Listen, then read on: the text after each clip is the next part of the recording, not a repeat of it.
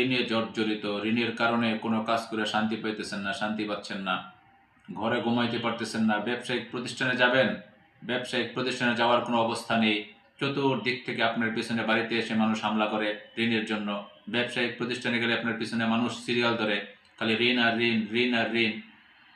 আমি ওই সকল ভাই বোনদেরকে বলবো, অনেক সময় দেখা যায় আপনার জায়গা সম্পত্তি যেখানে যা ছিল সব কিছুকে বিক্রি করে ঋণ দিয়েছেন, তারপরও বাড়িতে থাকতে পারেন না, বিদেশে চলে গিয়েছেন, বাড়িঘর সব রেখে বিদেশে চলে গেছেন, ওখানেও শান্তি নেই, পুলিশে মামলা মোকদ্দমা দিয়ে আপনাকে ভরে ফেলছে, আপনাকে ঝামেলায় ফেলে রেখেছে।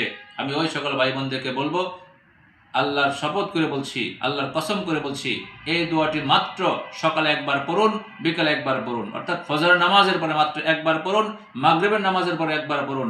ইনশাআল্লাহ সকালবেলা যদি পড়েন, বিকালবেলা দেখবেন আপনার ঋণ থাকবে না। মাগরিবের পরে রাত্রে ঘুমাইবেন, সকালবেলা ঘুম থেকে উঠে দেখবেন আপনার ঋণ সবগুলো পরিশোধ হয়ে গেছে। আল্লাহ রাব্বুল আলামিন আপনার ঋণের ব্যবস্থা করে দিয়েছেন, আপনার ঋণ পরিশোধ করার ব্যবস্থা দিয়েছেন। ফজরের নামাজের পরে দোয়াটি একবার, মাগরিবের নামাজের পরে দোয়াটি একবার। দোয়াটি হলো, আল্লাহুম্মা ইন্নী আউযু বিকা মিনাল হাম্মি ওয়াল হুজনি ওয়া আউযু বিকা মিনাল আজজি ওয়াল কাসলি ওয়া আউযু বিকা মিনাল জুবনি ওয়াল বুখলি ওয়া আউযু বিকা মিন গলাবাতিদ দাইনি ওয়া কাহরির রিজাল।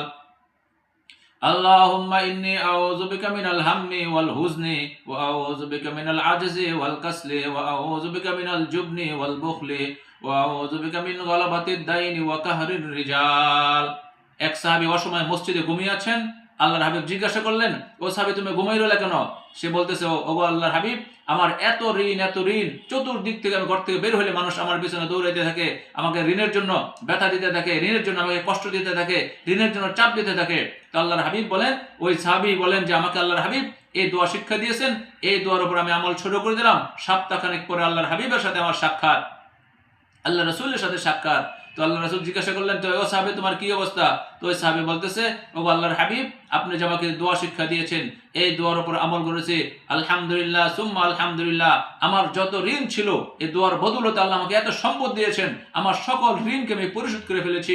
এখন আমার থাকারও কোনো সমস্যা নেই, খাওয়ারও সমস্যা নেই, ব্যবসায়িক প্রতিষ্ঠানে যেতেও কোনো সমস্যা নেই, আমার বাজার সদাই করতেও কোনো সমস্যা নেই, অর্থাৎ আমার সকল ঋণ পরিশোধ হয়ে গিয়েছে। আল্লাহ তাআলা আমাকে দুনিয়াতে অনেক ভালো রেখেছেন। এখন আমি নিজে ইবাদত বন্দেগী করতেছি, যখন বাসার যে সকল বাজার সদাই প্রয়োজন আমি সব করতেছি, আমার যখন টাকার প্রয়োজন, যা যা প্রয়োজন আমি সব করতেছি, এখন আমার কোনো ঋণ নেই।